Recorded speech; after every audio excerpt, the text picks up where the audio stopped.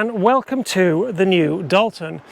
A new name of board for Shinn this year, but a heritage that, if you can remember back that far, goes all the way back to the Ultrasonic, which morphed into the Ronsons, and now we see it as the Dalton.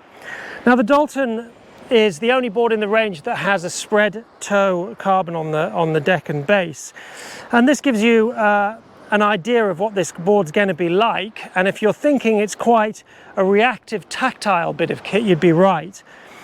It is a board that, much like the Ronson of old, relies on mastery of the rail, and as such, if you ride it well, the performance level that it gives back is exemplary. There's nothing like it in the other two boards that can hold quite as an acute an upwind angle and release to give such vertical jumps as the Dalton. If you are a more technique-oriented rider and you really value getting things just so in order to exact the best performance, the Dalton is your weapon. It will teach you exactly where you are and are not getting things right, and when you get them right, the performance advantage that it gives is extreme. It is slightly more technical to ride than the Monka. It's not, I would say, punitively difficult to ride in an everyday scenario. It's actually very compliant in difficult conditions and ridden with half enthusiasm. It's perfectly sedate and easy to get about on it. But if you care to push, the Dalton will push back, and what comes of it is something very, very unique. That spread toe wrap really returns a lot of the energy that you put in directly back to your feet, and you feel everything that's going on around you. It is compliant in chop and rough water, but you will be looking for the flats in between the lumps in order to accelerate, load and pop. Now, jumping vertically is a big thing. If you can get your jump vertical, it means you basically have a more apparent wind than you would do if you were already leaving the jump flying downwind. And that matters in kite loops and kite loop transitions. You have more time and, more importantly, a bigger safety net to complete your move. And that is where the Dalton shines. In medium winds, when your height is restricted, then you can get the most amount of height, the least amount of downwind travel for any given jump, and that gives you a massively wide open book as to the sort of stuff that you can complete, whether it be board offs, kite loops, whatever. It's the ability of the catch to catch you on the other side. The distance between that and your initial takeoff is much wider, and that is a beautiful place that the Dalton will put you that the other boards can't. Carving on the Dalton, again, like snowboarding, it relies on its rail.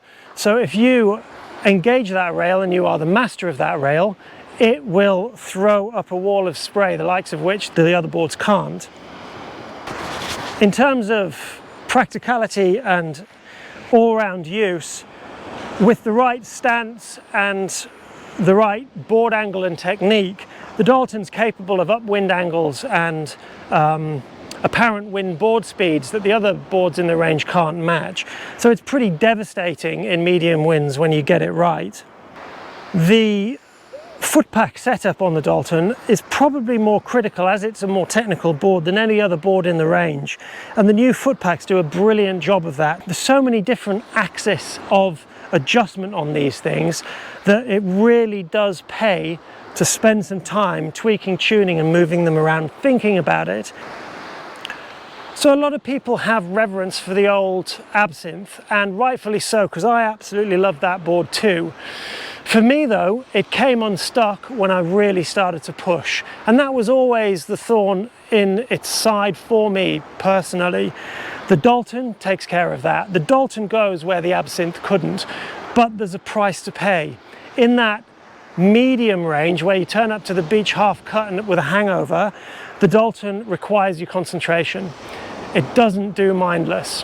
However, if that's a thing for you, The new Monker absolutely does. The upgrade of the carbon and the core on the Monker makes it far more performant when you push hard and far more tactile than the old Monk was.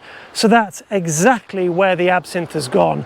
If you want easy life, then go Monker. If you want more technical and more performant, go Dalton. The Absinthe kind of split and went two ways.